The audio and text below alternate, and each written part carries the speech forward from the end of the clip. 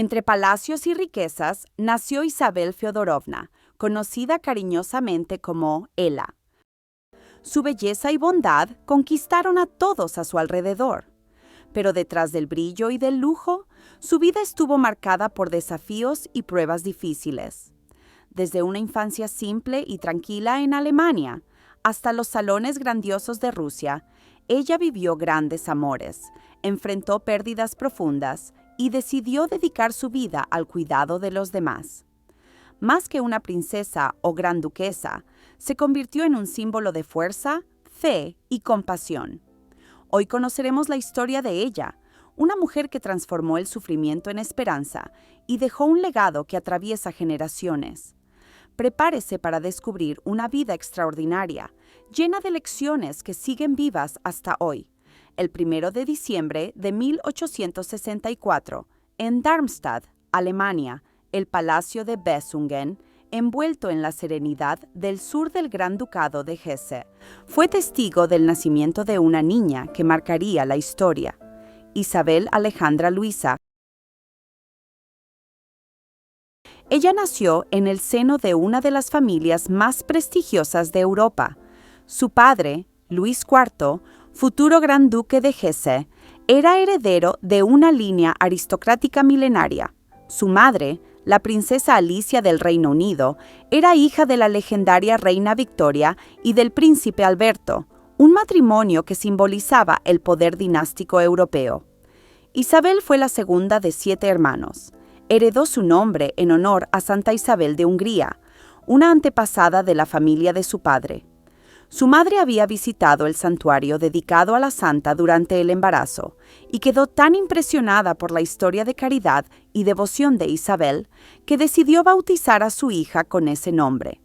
Ese gesto, además de un tributo de fe, reflejaba el fuerte sentido de espiritualidad y servicio que se inculcaría en Isabel desde su nacimiento. A pesar de pertenecer a una familia de gran prestigio, Isabel y sus hermanos fueron criados en un ambiente relativamente sencillo.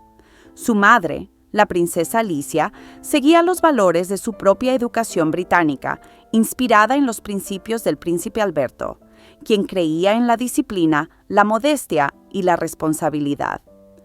Alicia hacía todo lo posible para que sus hijos crecieran comprendiendo el valor del trabajo y de la simplicidad. Aunque eran miembros de la realeza, los niños tenían una rutina estricta. Se levantaban temprano para estudiar, realizaban tareas domésticas y aprendían a coser su propia ropa. Mientras otros jóvenes aristócratas vivían rodeados de criados, Isabel y sus hermanos limpiaban sus propios cuartos, ponían la mesa para las comidas y participaban en las labores del jardín. Esa formación práctica, supervisada de cerca por la princesa Alicia, fue esencial para moldear el carácter de Isabel. Alicia también creía firmemente en la importancia de la caridad. Isabel, siendo muy joven, acompañaba a su madre en visitas a hospitales, orfanatos y otras instituciones de apoyo a los más necesitados. Durante esas ocasiones aprendió a valorar la bondad y la empatía, elementos que se volverían centrales en su vida adulta. Alicia hacía que los niños no solo observaran, sino que también participaran, ofreciendo ayuda siempre que fuera posible. Isabel creció rodeada del afecto de sus hermanos. Su hermana mayor, Victoria, era enérgica y extrovertida, mientras que Ela se destacaba por su temperamento tranquilo y reflexivo. Las dos tenían personalidades contrastantes, pero compartían un lazo especial. Con el paso de los años, Isabel también desarrolló una relación cercana con sus hermanos menores, Irene, Ernesto, Alicia y la pequeña María. La princesa Alicia ejerció una profunda influencia sobre Isabel. Además de supervisar la crianza de sus hijos, era activa en causas sociales y filantrópicas, especialmente durante la Guerra Austro-Prusiana de 1866. Isabel observaba a su madre visitar soldados heridos, organizar esfuerzos de ayuda humanitaria y brindar apoyo a las familias de las víctimas de la guerra. Alicia también era una mujer profundamente religiosa. Sus creencias moldearon el ambiente en el que Isabel creció. Había largas sesiones de lectura bíblica y discusiones sobre moralidad y virtudes cristianas. Esa base espiritual fue esencial para el desarrollo de Isabel. Aunque en general era una niña sana, sufría de ataques ocasionales de bronquitis, que preocupaban mucho a su madre. Alicia tenía una visión muy protectora respecto a la salud de sus hijos. Estos problemas respiratorios se agravaban durante los rigurosos inviernos de Alemania. Alicia cuidaba personalmente de Isabel, pasando muchas noches al lado de su cama. Esos episodios de enfermedad hicieron a Isabel más introspectiva y la acercaron aún más a su madre. Fueron tiempos difíciles y la familia enfrentó también desafíos externos. La guerra austro-prusiana trajo inestabilidad al ducado de Hesse y el impacto económico afectó directamente a la casa ducal. La situación obligó a la familia a vivir de manera más modesta, pero Alicia vio en ello una oportunidad de reforzar los valores de simplicidad y resiliencia. Incluso en su infancia, Isabel comenzó a llamar la atención por su belleza y su manera de ser. Sus visitas a Inglaterra para pasar temporadas con su abuela, la reina Victoria, y otros parientes, reforzaron su imagen como una joven encantadora y graciosa. La reina Victoria, en particular, describió a Isabel como un rayo de luz, lleno de dulzura y bondad. A partir de entonces, tiempos complicados, difíciles y trágicos marcarían a Isabel. Desde la edad de 9 años, su familia sufrió el primer golpe devastador. Su hermano menor, Friedrich, cariñosamente llamado Fritti, nacido en 1870, padecía hemofilia, una condición hereditaria transmitida por la línea de la reina Victoria que convertía cualquier herida en un riesgo mortal. El 29 de mayo de 1873, mientras jugaba en el palacio, el pequeño Fritti cayó desde una ventana. El impacto causó una hemorragia incontrolable y a pesar de los esfuerzos médicos, no sobrevivió. La muerte de Fritti devastó a la familia. Alicia, su madre, sintió una culpa profunda y su padre, Luis IV, se sumió en un silencio melancólico. Isabel, una niña sensible y atenta, intentó consolar a sus padres y a sus hermanos, a pesar de su propia tristeza. Esa experiencia ayudó a Isabel a volverse aún más atenta a las necesidades emocionales de su familia. Comenzó a asumir un papel de apoyo moral, especialmente para su madre, visiblemente afectada por la tragedia. Mostraba ya una curiosidad intelectual y una madurez emocional que la diferenciaban. Le gustaba estudiar música y arte, intereses que compartía con su madre.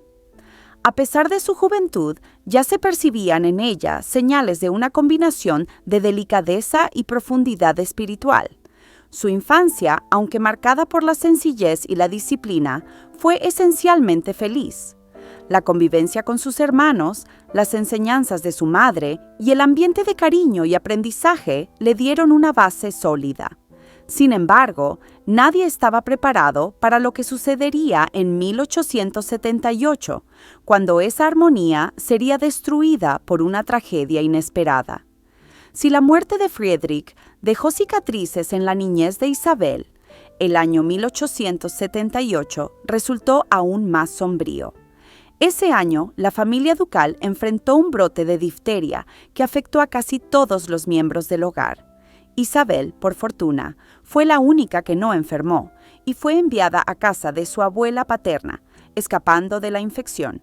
Sin embargo, su ausencia la dejó impotente mientras su familia sufría la enfermedad. La primera en contraer difteria fue su hermana mayor, Victoria. Después, la enfermedad se propagó rápidamente, alcanzando a sus hermanos menores e incluso a su padre, Luis IV.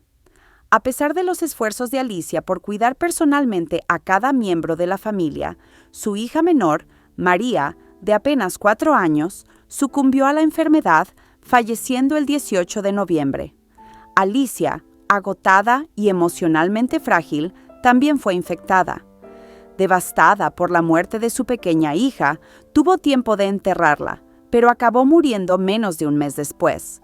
El 14 de diciembre de 1878, exactamente en el aniversario número 17 de la muerte de su padre, el príncipe Alberto.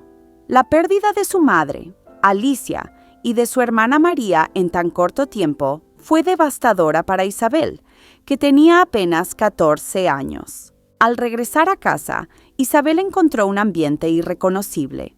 El luto pesaba sobre toda la familia, y la joven tuvo que aprender a vivir sin la figura materna, que había sido un pilar en su vida.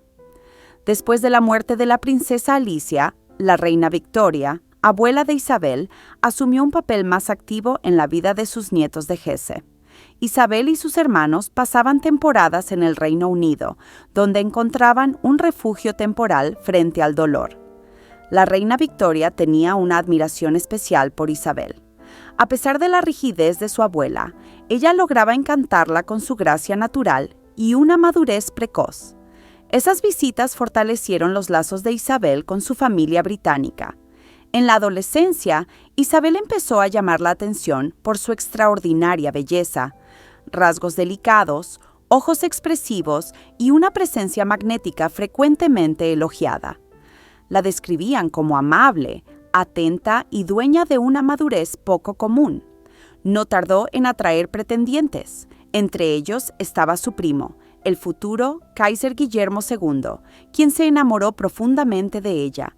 Le enviaba cartas y poemas apasionados intentando conquistarla. Sin embargo, Isabel no correspondió a sus sentimientos, un gesto que hirió al futuro emperador. Recibió varias propuestas de matrimonio, pero se mantuvo reservada con sus decisiones hasta que apareció el gran duque Sergei Alexandrovich de Rusia, hermano del zar Alejandro III. El primer encuentro significativo entre ambos se produjo durante una visita de Sergei a Darmstadt. Quedó inmediatamente cautivado por la belleza y la gracia de Isabel. Al principio, ella no mostró interés romántico. Lo veía como una figura distante y reservada, y sus modales formales no la impresionaron. Sin embargo, tras la muerte de los padres de Sergei, primero su madre, María Alexandrovna, y después su padre, el zar Alejandro II, en 1881, la relación cambió. Isabel, que comprendía profundamente el dolor de la pérdida, se convirtió en un consuelo para él, y ambos empezaron a desarrollar una conexión más cercana. Tras años de convivencia y afecto creciente, Sergei le pidió matrimonio por segunda vez. Esta vez, ella aceptó. El compromiso se anunció oficialmente en 1884.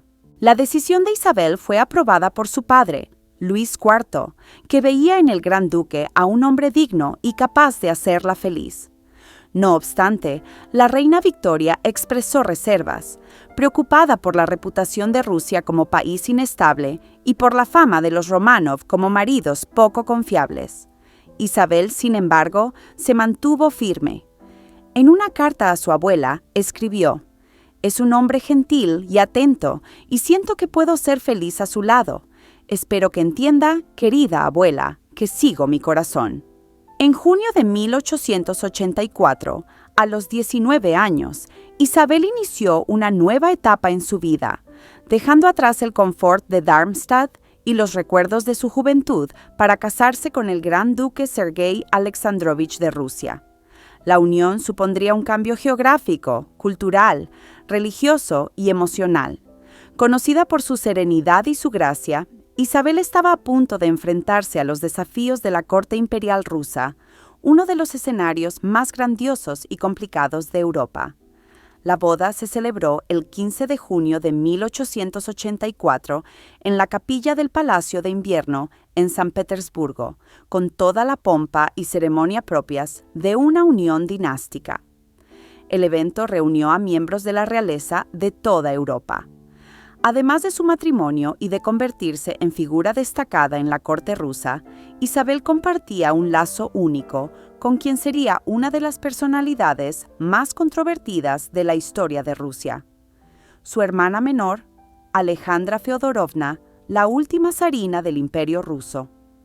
Ambas desempeñarían papeles fundamentales en la dinastía Románov.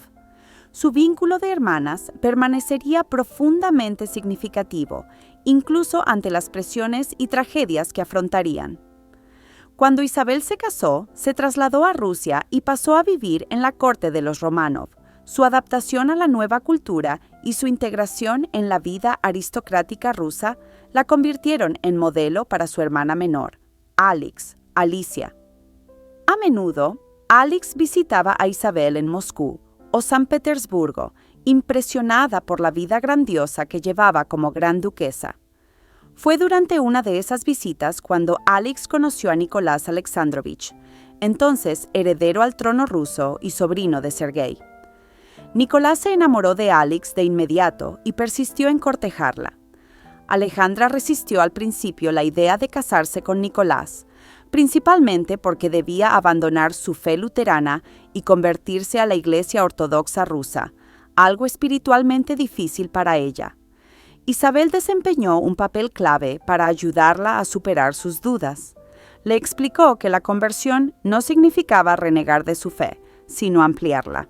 Su propia experiencia y su creciente devoción a la ortodoxia influyeron en Alix.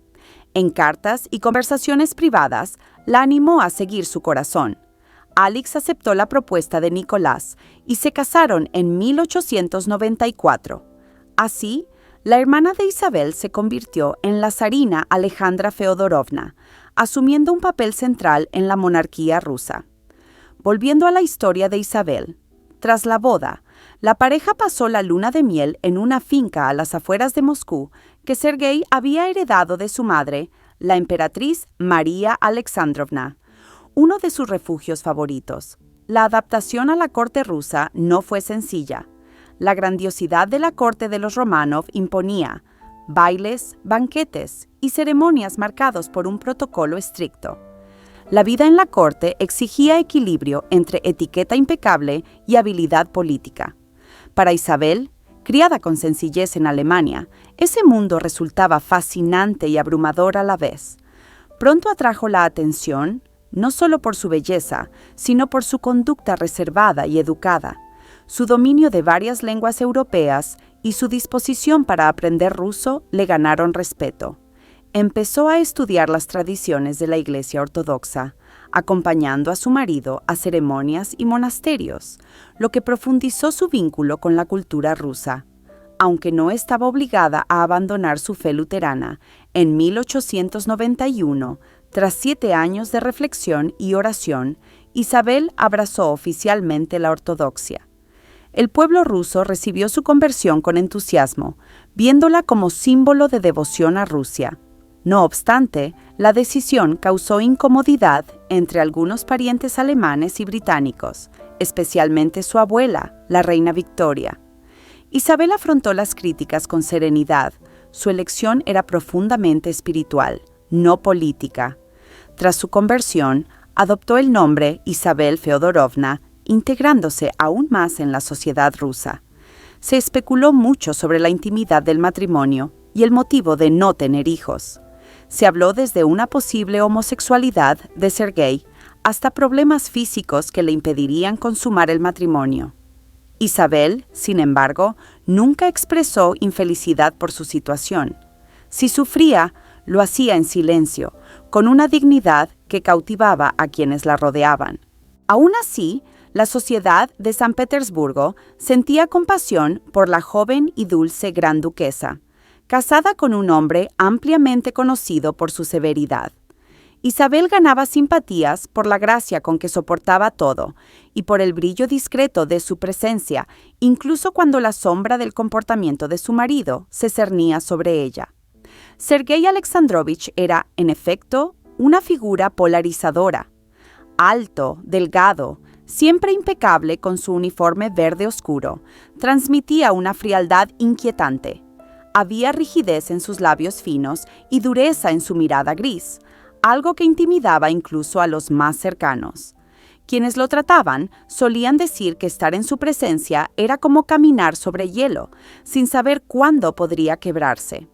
Pese a todo, Sergei adoraba a Isabel, se enorgullecía de su belleza y no escatimaba en joyas y símbolos de estatus para complacerla. Sin embargo, ese amor tenía un carácter controlador. Era exigente, especialmente con el comportamiento público de Isabel. Cualquier desliz en la etiqueta que él imponía bastaba para censurarla, a veces incluso ante terceros. Isabel, paciente, rara vez replicaba. Mantenía la calma, aceptando las reprimendas con serenidad. Para algunos era un signo de sumisión excesiva, para otros una muestra de fuerza silenciosa. Sin embargo, Isabel empezó a encontrar su fortaleza en otras áreas.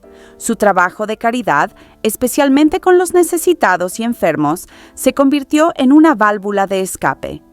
Involucrada en actividades sociales y religiosas, comenzó a construir su propia identidad, independiente de las exigencias de su marido. Su empatía y dedicación la hicieron querida por el pueblo, en contraste con la imagen rígida e intimidante del Gran Duque. Así, mientras la relación conyugal mostraba claros desequilibrios, Isabel encontraba maneras de cultivar una vida con propósito y significado, algo que, sin saberlo, sería crucial para los desafíos aún mayores que el futuro le depararía. En 1891, Isabel y su esposo, que no tenían hijos, adoptaron a sus sobrinos María y Dmitri Pavlovich, hijos del hermano del Gran Duque, Pablo Alexandrovich. La tragedia que llevó a esa adopción fue profundamente dolorosa. La madre de los niños murió de forma trágica al intentar saltar a un barco en movimiento, estando embarazada de Dmitri. El bebé nació prematuro y su supervivencia parecía improbable. Junto a Isabel, Sergei se dedicó intensamente a los cuidados del recién nacido, siguiendo todas las orientaciones médicas.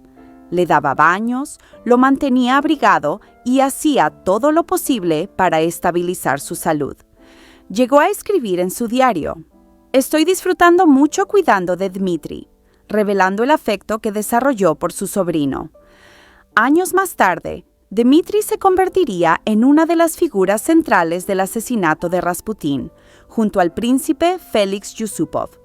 Ese mismo año, el Gran Duque fue nombrado gobernador de Moscú, lo que obligó a la familia a mudarse a la ciudad. La nueva posición trajo prestigio, pero también grandes desafíos y responsabilidades. La vida social de Isabel empezó a destacar, y su reputación de bondad y entrega se consolidaba en la nueva ciudad.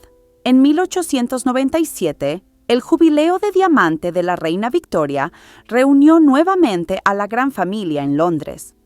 Fue una ocasión memorable y emotiva, especialmente para Isabel, que veía en su abuela no solo a la gran monarca, sino también a una figura materna que había influido profundamente en su vida.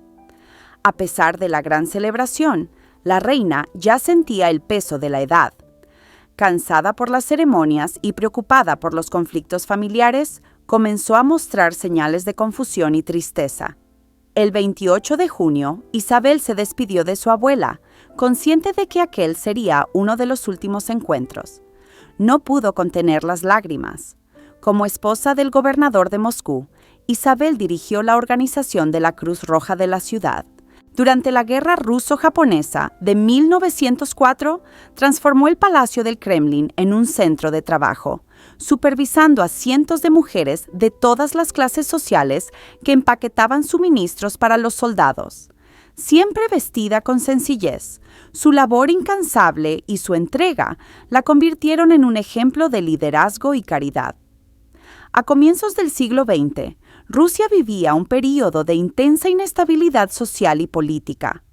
La revolución industrial había generado profundas desigualdades económicas, mientras que la derrota en la guerra ruso-japonesa aumentó el descontento popular. Huelgas, protestas y atentados se volvieron frecuentes, y las figuras vinculadas al régimen zarista se transformaron en blancos de los grupos revolucionarios. Sergei Alexandrovich, como gobernador general de Moscú entre 1891 y 1905, era una figura polémica. Sus políticas rígidas, como la expulsión de los judíos de Moscú y la represión de los movimientos estudiantiles, lo convirtieron en símbolo de opresión para muchos. Había renunciado al cargo en enero de 1905, pero seguía siendo visto como uno de los pilares del régimen zarista. Esa percepción lo puso en la mira de los revolucionarios.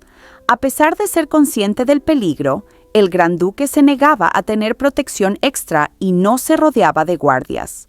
Creía que tomar precauciones excesivas mostraría debilidad. Isabel, sin embargo, temía por su seguridad y con frecuencia le pedía que fuera más prudente. El 4 de febrero de 1905, Isabel Feodorovna se dirigía a sus aposentos en el palacio donde vivía con su esposo y sus sobrinos, cuando una explosión repentina sacudió el edificio, rompiendo los cristales de las ventanas. Ella supo de inmediato que lo que más temía y que su marido ya esperaba había ocurrido. Durante años, Sergei le había prohibido viajar en la misma carroza que él, consciente del odio que gran parte de la población de Moscú sentía hacia su figura. Sin esperar noticias, ni siquiera abrigarse para enfrentar el crudo frío del invierno, Isabel bajó corriendo las escaleras y siguió el rastro de humo y el olor a pólvora hasta el lugar de la explosión. Allí encontró la carroza de su marido completamente destrozada. Los únicos restos visibles eran los cuerpos mutilados de los caballos. Los guardias, desesperados, intentaban cubrir con abrigos los restos mortales del gran duque, pero ya era tarde. La escena era devastadora. Afligida, Isabel cayó de rodillas sobre la nieve manchada de sangre, mientras una multitud comenzaba a reunirse. Soldados y policías buscaban al responsable del atentado. Aquella mañana, Sergei había salido de casa con una expresión preocupada, pero tranquilizó a su esposa, asegurándole que no había motivos de inquietud. Sabía que su posición lo convertía en un blanco constante. Su política severa y su lealtad inquebrantable al zar Nicolás II le habían ganado numerosos enemigos. Incluso en medio del dolor, Isabel mostró compasión admirable. Esa misma tarde fue a visitar al cochero de la carroza, que había sobrevivido pero estaba gravemente herido. Al verla, el hombre preguntó con dificultad: «¿Cómo está su marido?». Con ternura, Isabel se recompuso, le tomó la mano y respondió: «Fue él quien me envió a verle». Permaneció a su lado hasta que el cochero también falleció. Pocos días después del atentado, Isabel tomó una decisión sorprendente: visitar al hombre responsable del asesinato de su marido, Iván Kaliayev, arrestado inmediatamente tras el ataque y encarcelado en Moscú. Pidió permiso al zar Nicolás II para entrevistarse con el prisionero y este le fue concedido. Entró en la celda llevando consigo un pequeño evangelio. No mostró ira ni resentimiento. En lugar de eso, le preguntó con calma por qué había quitado la vida a su esposo. Kaliayev respondió que había matado al gran duque porque lo consideraba un símbolo de la tiranía. Aún profundamente herida, Isabel le ofreció palabras de compasión. Le pidió que se arrepintiera de sus actos y aceptara el perdón de Dios. Él contestó: «No, no me arrepiento. Debo morir por mi acción, pues mi muerte será mucho más útil para mi causa que la de su marido». Isabel llegó a suplicar al zar que le perdonara la vida, pero su petición fue rechazada. Kaliayev fue condenado a muerte por ahorcamiento y dijo a los jueces: «Estoy satisfecho con su sentencia. Espero que me ejecuten tan abiertamente y públicamente como yo ejecuté la del Partido Revolucionario Socialista. Aprendan a mirar directamente a la cara de la revolución». La tragedia transformó profundamente a la gran duquesa. Conmovida por la explosión que había destrozado a su esposo, decidió no volver a comer carne ni pescado. Dividió las joyas que el gran duque le había regalado en 3 partes, una para sus sobrinos María y Dmitri, otra de vuelta al imperio, y la tercera vendida, destinando el dinero a la caridad y a la fundación del convento de Marta y María en Moscú. Comenzó a visitar el convento con frecuencia, siempre vestida de luto.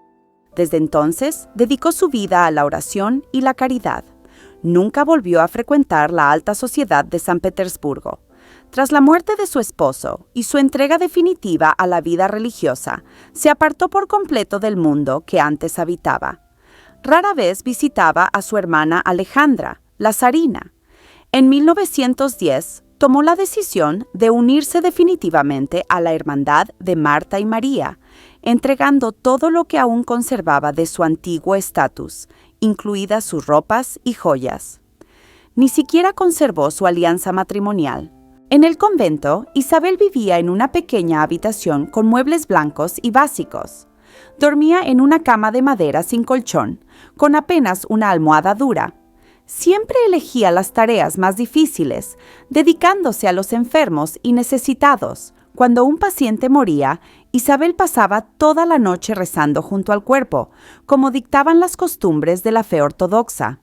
Tras unirse a la hermandad, abandonó Moscú en contadas ocasiones.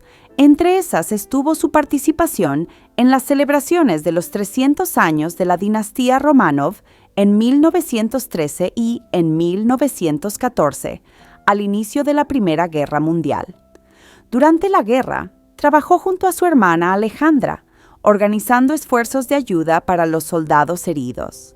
Cuando estalló la Revolución Rusa en 1917, la labor de Isabel se interrumpió abruptamente. Sus lazos con la familia imperial Románov la convirtieron en un objetivo político y religioso, en un momento en que la aristocracia y los aliados del zar eran vistos como enemigos del nuevo régimen. A pesar de las adversidades, permaneció fiel a su fe y a su misión, manteniendo la dignidad y la compasión que habían marcado toda su vida. Sin embargo, el nuevo clima político sería implacable con aquellos vinculados al antiguo régimen, y ella enfrentaría el trágico destino que aguardaba a muchos miembros de la familia imperial.